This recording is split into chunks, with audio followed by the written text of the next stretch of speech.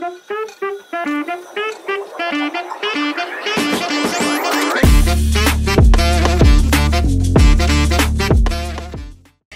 Assalamualaikum warahmatullahi wabarakatuh. Selamat pagi.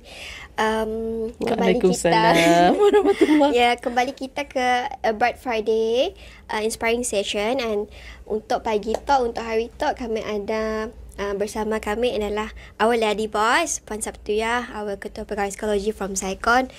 Selamat pagi, apa khabar Puan Sab? Alhamdulillah, sihat. Umi sihat? Sihat, Alhamdulillah. Okay, hari tu my role is as a moderator, as a host. Jadi kami akan tanya few questions lah kita Puan Sab. Jadi untuk kita pun topik hari tu kami nak berkelakar tentang sukses lah. From dari impian ke reality. And before we start, kami percaya before di mata kami Puan Sab dan kami percaya di mata-mata orang lain pun, you are a successful person. Dan and in my definition nak macam successful person is when kita berjaya di satu-satu tahap ya lah pas semua. And berbalik kepada definitionnya lah Puan Sab, untuk kita apa definition kita tentang kejayaan ya Puan Sab? Okey, bismillahirrahmanirrahim. Assalamualaikum warahmatullahi wabarakatuh. Terima kasih Cik Umi yang comel. Semoga sehat jap pagi tu. So, kami dimaklumkan. So, kita guna bahasa campur boleh? Boleh. Okey, saya difahamkan dan dimaklumkan sesi kita santai. So, saya akan guna dua-dua bahasa lah. Ada Melayu Sarawak, ada bahasa orang putih sikit, ada bahasa apa nama? Melayu, bahasa Melayu. Okey. Dan segan juga saya bila Cik Umi Madatik ladies boss. Sukses, insya-Allah semua dengan izin Allah. Perjalanannya daripada bawah ke atas dan masih belajar lagi lah. Dan terus belajar. Ia proses pembelajaran sepanjang hayat. So, bila kita kaitkan dengan sukses of course bagi kami setiap individunya ada impian, dreams. Mungkin kita nangga di persekitaran bilik rakaman kita tu, ada satu quotes yang saya kongsikan. Dreams are the key to conquer to the world. Right? Dekat dreams itself ada determination, ada responsible, ada enthusiasm, okay, ambitious, manageable, and of course strength, our strength. Dan bila kita bercakap tentang sukses, saya bercakap dalam sudut pelajar. Sebab saya rasa saya tu jiwa saya dekat dengan pelajar dari mula saya masuk sehinggalah daripada mula saya masuk sehinggalah kini tu saya deal dengan pelajar dan HEPA memang dekat di hati. Jadi bila kita bercakap tentang kecemerlangan, of course kecemerlangan ni banyak ya Cik Umi. Nya bukan semata-mata akademik. Betul. Kalau kita sebut tentang akademik, kecemerlangannya of course CGPA mesti bagus, dapat Dean List contohnya dan sebagainya. Ia mungkin kecemerlangan dari aspek individu. Tapi ada individu kalau nya berjaya dalam akademik, lepas setiap semesternya berjaya, lepas lulus dalam subjek dan sebagainya, even mungkin CGPA kurang dan sebagainya, tapi nya dah berjaya menghabiskan pengajiannya dalam akademik, ia kecemerlangan akademik baginya. Di samping kecemerlangannya juga ada kaitan dengan kemahiran insaniah. Insaniah ianya soft skill. Soft skill, how to survive at campus. Contohnya campus survival ya. How-nya nak communicate, how-nya membawa dirinya, how-nya buat adjustment. After pasca COVID tu kan banyak buat adjustment kan. And then of course apabila berjaya akademik, ada kemahiran insaniah, soft skill, of course kebolehpasaran. Mesti ada elemen ya. Sebab as a student kita melihat, saya bercakap tentang dari konteks pelajar. Semua orang lepas habis belajar mau buat kerja. Macam Cik Umi nak Kak Ia barunya nak belajar dan mencapai impiannya, dreamsnya. And then dekat saya baru kita lihat kepada keseimbangan hidup. Semua dah achieve tadi kan, akademik, kemahiran sains insania, soft skill. Of course ada keseimbangan hidup. And then lepas what is our contribution? Not bukan semata-mata untuk diri, untuk family, bakal family yang akan dibina. Of course untuk komuniti, masyarakat, orang sekeliling kita.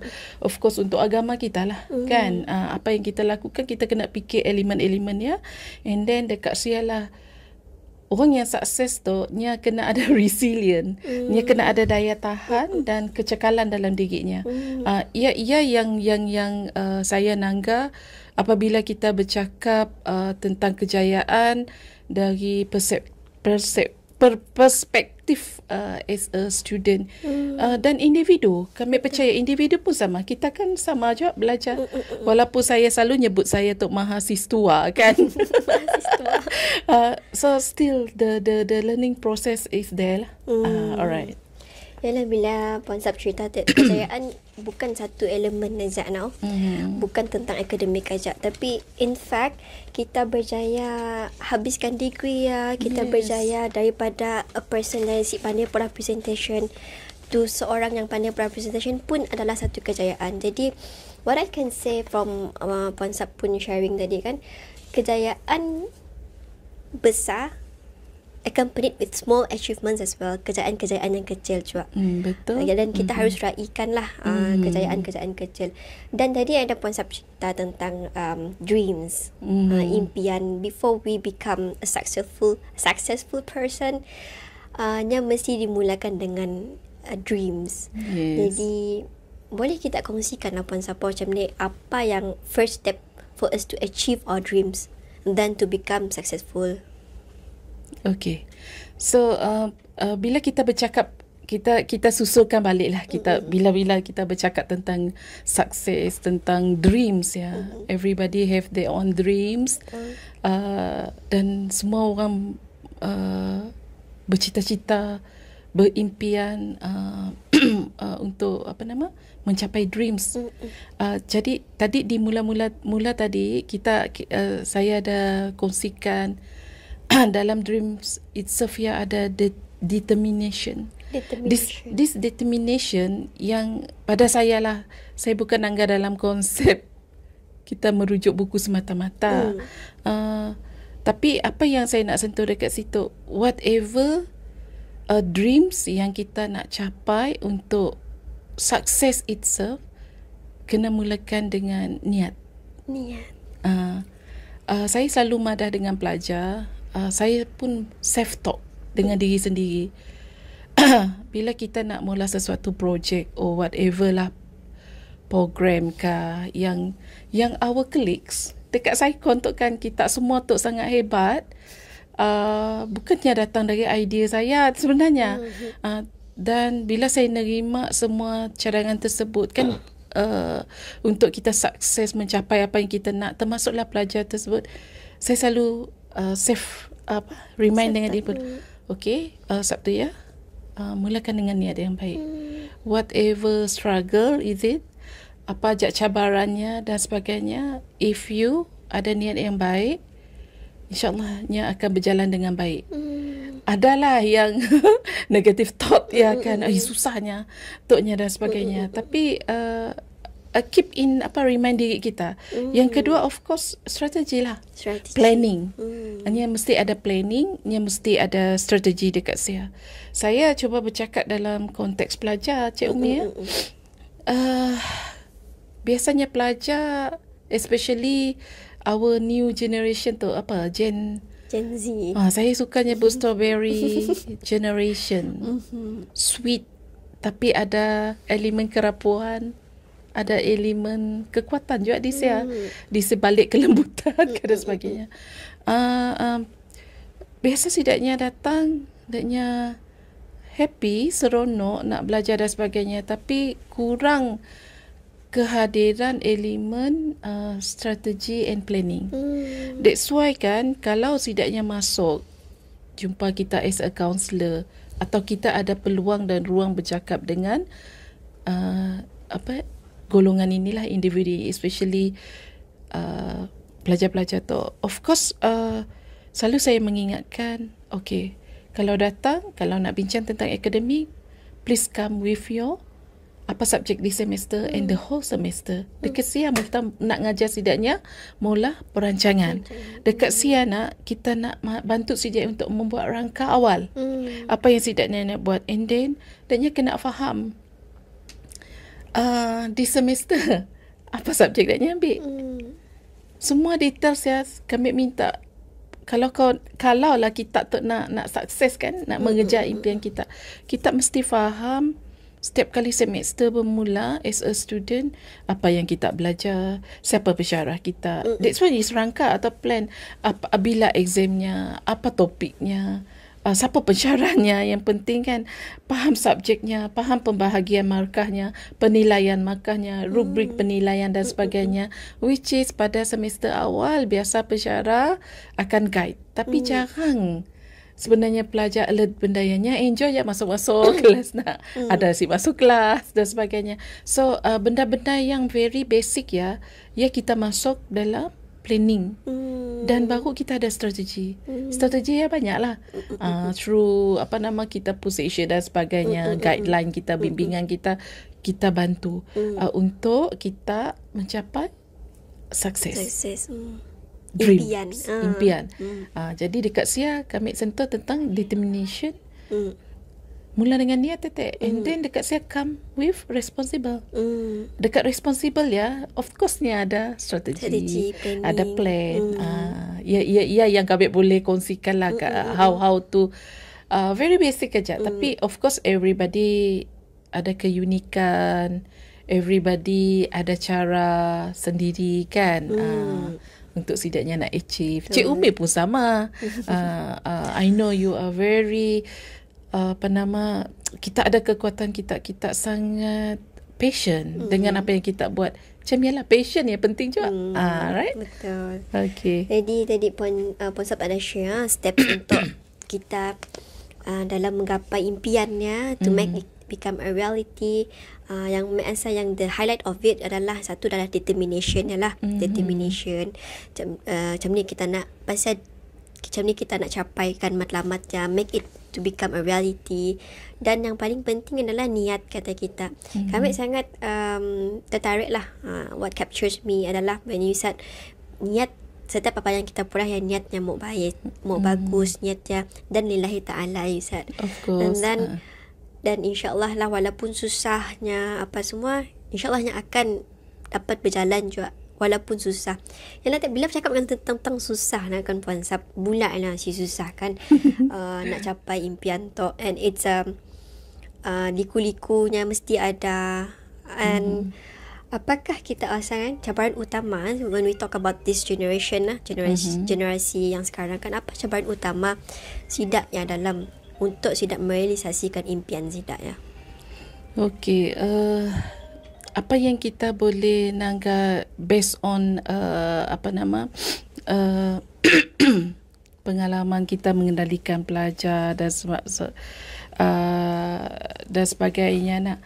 Yang kita lihat ialah kini tu first of all adalah adjustment. Kami melihat kebanyakan individu termasuk diri kita, apatah lagi pelajar, setidaknya ada kesukaran dekat Sia dari aspek adjustment. Nya adjustment ni kalau kita lihat kan, nya termasuk ketakutannya untuk menghadapi kegagalan. Dekat Sia ada juga yang berlaku cabarannya hadir disebabkan tiada disiplin. Tiada disiplin. Jadi lepas ya of course pengaruh-pengaruh negatif ya banyak lah. Kini tu semua dekat fingertips. Ada yang jadi keyboard warrior dan sebagainya. So as a student yang kita merangkak dari alam remaja kepada remaja dewasa, kepada dewasa seterusnya kan, apa yang saya lihat kan, kesukaran selain daripada cabarannya taklah, kesukaran berkenaan yang saya kaitkan tadi ialah the way of thinking. Kini tu saya merhati pelajarnya straightforward, tapi nyasik mikir kiri kanan dan yang ke depan. Jadi bila kita kaitkan dengan konteks akademik kan, yang kita lihat ramai pelajar universiti sukar untuk urus diri, urus tugas dengan baik. Kadang-kala nyasik skor, nyasik capaian banyak, bukan nyasik pandai, tetapi silap merancang. Jadi setiap merancang, and then of course benda yang akan mengganggu sidaknya. Kita pun samalah kan, bila kita bercakap of course kita kena melihat diri kita juga sendiri. Ya, antara cabaran-cabarannya lah yang saya lihat, disiplin, attitude main peranan. Attitude itu masuk ada way thinking, and then nerima je sesuatu, ya Rabbi, belum apa-apa dah madah susah sih dapat kami ya pensyarah yang kita, pegawai yang dia melayan kami kita sebagainya. So bertenang, relax, cool. Then baru kita dapat atur, strategize balik. Ya kami lihat cabaran-cabaran yang adalah of course paling utama attitude lah. Yes, attitude. Siapa-siapa lah. Saya sama juga, Cik Umi sama. Ada masa kita very down. Kita macam ni kita menangguh kerja sebab kita macam ada masa mungkin burn out je kan dan sebagainya. Apa yang boleh saya katakan, it's okay. Jiwai, rasai, fahami, bertenang seketika, pause. Then atur semula. Untuk kita counter back macamnya. Yalah. Bila kami setuju lah when you said adjustment kan, jadi an issue juga kepada major issue juga kepada para pelajar di universiti sekarang kan, because as a counselor myself, banyak juga kita receive isu-isu yang berkaitan dengan adjustment bila nyuang dari zaman persekolahan. Betul. Lepas yang masuk ke universiti, and then university life is so much different from school. And then satu lagi adalah kita pada attitude issue tadi kan.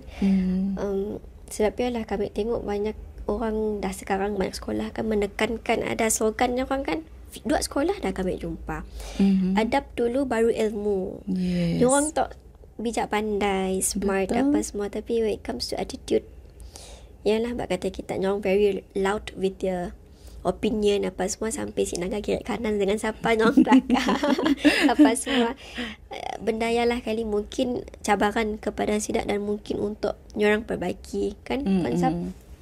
Macam tadi kita pada juga disiplin juga adalah cabaran utama, antara cabaran-cabaran kepada para pelajar sekarang, especially in the university setting, untuk sidak achieve their dreams, untuk sidak achieve their goals lah.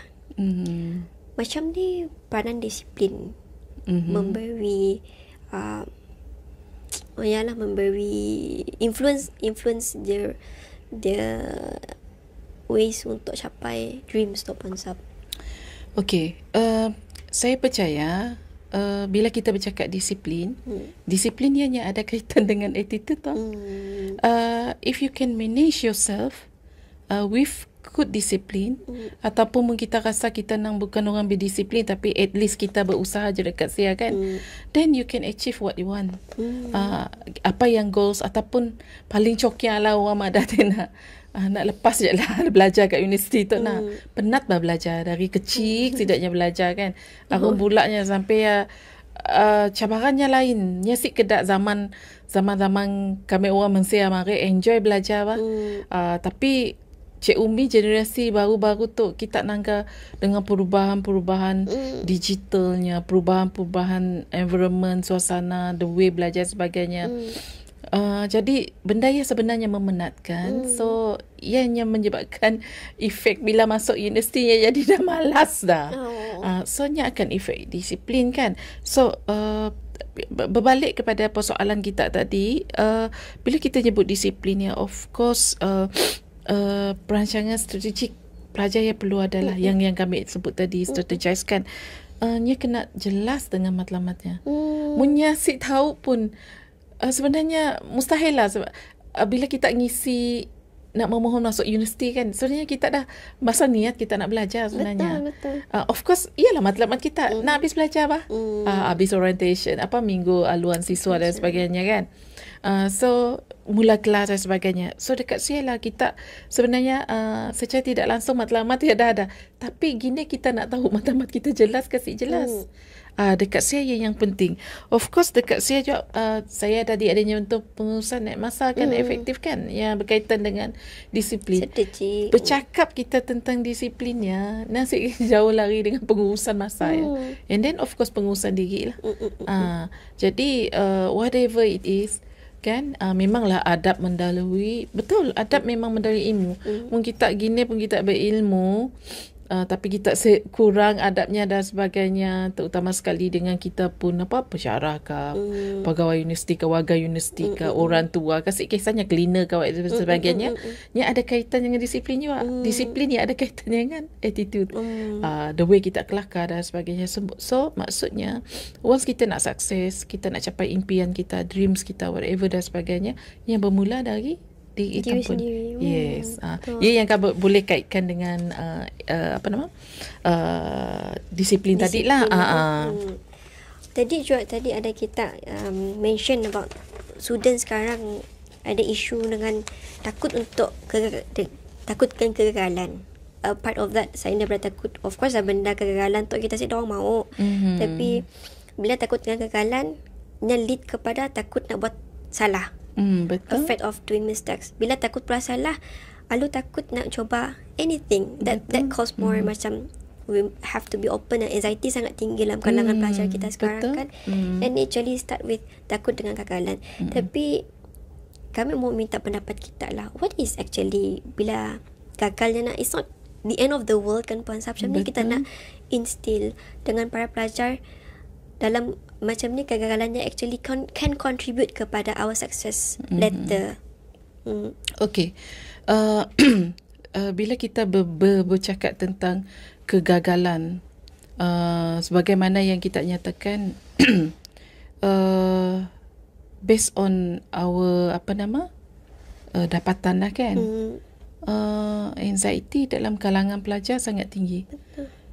Bilanya dah terlalu critical-nya akan become to depression lah.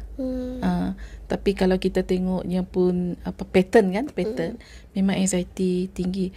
Pelajar takut gagal. Bila kita bercakap dengan pelajar yang takutlah gagal lah, apa aja situasi dan sebagainya, biasanya pengalaman saya sendiri, saya akan tanya, sebenarnya bila kita berada dalam situasi tersebut lah, so kita ambil contoh yang situasi akademik, takut gagal kan, saya selalu nanya, apa setakat tu yang kita pula?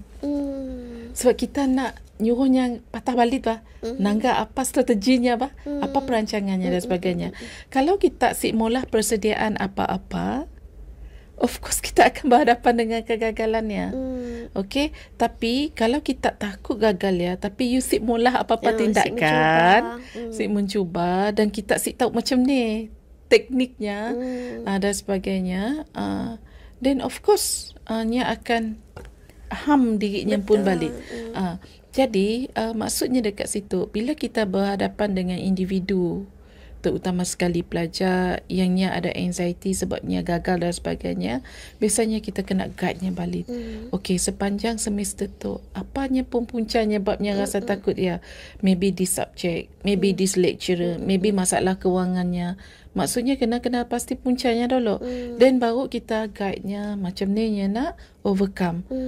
Dan dekat sia sebenarnya saya melihat Cik Umi, peranan kita dan kebanyakan pegawai ataupun staf dekat Unimas tu lah saya nangga sangat banyak membantu pelajar.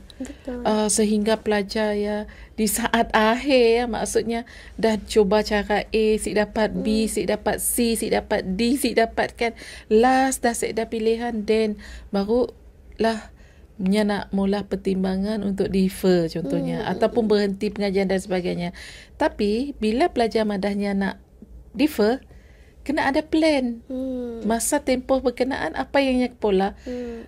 Generasi kini tu nak soberi, especially silver generation ni si tahu kau. So sebab mungkin setidaknya dah kebanyakan masa selalu di spoon feeding lah. So maksudnya gini tu, kita main peranan. Betul. Sekira kita level apa pun kena guide setidaknya. Guide setidaknya. And then yang kedua yang saya lihat nak, katakan you nak berhenti belajar. Kan baru tu BPPS keluarkan notis bagi pelajar yang gagal berhenti dan sebagainya. So kita as a pegawai, especially kaunselor lah, kita kaunselor kan, kena guide betul-betul. Kita nak sambung ke, gagal berhenti ya, ataupun kita nak berhenti, what is next? Punya madah okey lah, ni nak dapat sebab financial memang critical. After UGB you cannot sambung lagi. Saya ada duit PTPTN pun semua merik because of kita dah masih ada hutang datnya masa semester sebelumnya dan sebagainya. So we have to guide setidaknya. Okay, kita kerja apa sourcesnya dan sebagainya sampai ke tahap ya kita membantu. Kalau nya nak merayu, nak sambung belajar dan sebagainya pun kena guide juga. Jadi sebab apa? Sebab kita maunya fulfill, nya pun sukses. Paling-paling punya si berjaya dalam arena akademik kat universiti kan, setidaknya dah dapat gambaran, dapat vision next what I can do dekat luar. Supaya nya survive. Macam ni lah.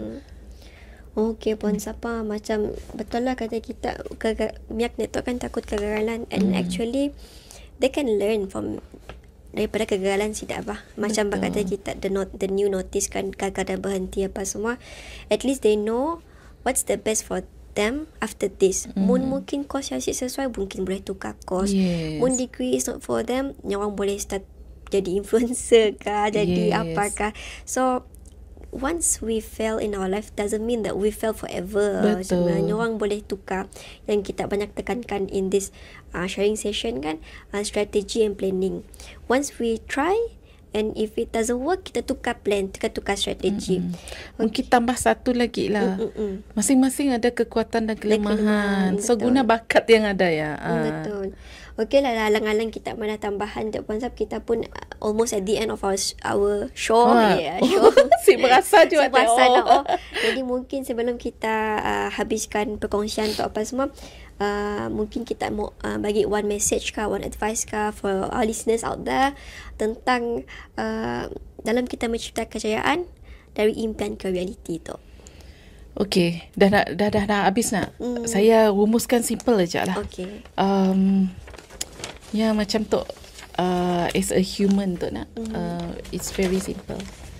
Satu, of course, saya masih tekankan niat kita. Whatever we do, mulakan dengan niat yang baik. Because kalau kita ada self talk macam ya, automatically nya ngatur kita pun mindset lah. And then saya nak cuba tekankan dekat situ, yang Cik Umi sebut tadi, adab. Dahulukan adab. Dan kita apply ilmu kita. Dan yang terakhir, last konsep ASK. As yang bertanya, ya, bertanya, dapatkan maklumat dan sebagainya. Tapi ASK plus lagi attitude. Skills. Daripada attitude ya, kita akan dapat skills. Skills kita boleh belajar dan sebagainya, boleh ikuti banyak benda kan. And then of course knowledge. Apply dengan cara yang baik. ASK ya, insya-Allah whatever struggle, cabaran dan sebagainya, kita akan dapat capai impian kita. Dari impian menjadi reality, menjadi sukses, insya-Allah. So ada 3 dekat sini lah.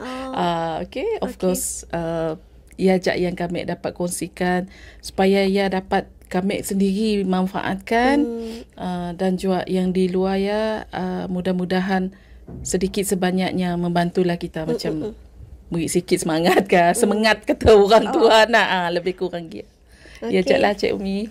Terima kasih Puan Sap. Jadi for our listeners out there, ingat yang pertama niat. Niat mesti baik dan sebagainya. Yang kedua adalah jaga adab. Dan yang ketiga ask. Maksudnya attitude, skills dan knowledge. Kami pun belajar banyak benda daripada sharing session Tok Puan Sap. Sayang sekali, sangat singkat masa diberi. Siapa insyaAllah Mudah ada dapat lagi rasa next. rasa nak tambah lagi apa semasa. Kami pun sendiri banyak belajar daripada this perkongsian, and I hope that our listeners out there belajar juga apa daripada perkongsian Puan Sap, our lady boss today.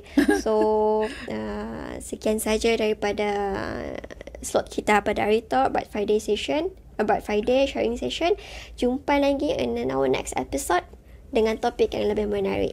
Stay tuned. Okay, bye Puan Thank Sap. you. Bye. Thank you, Cik Umi. Sama-sama. Okay.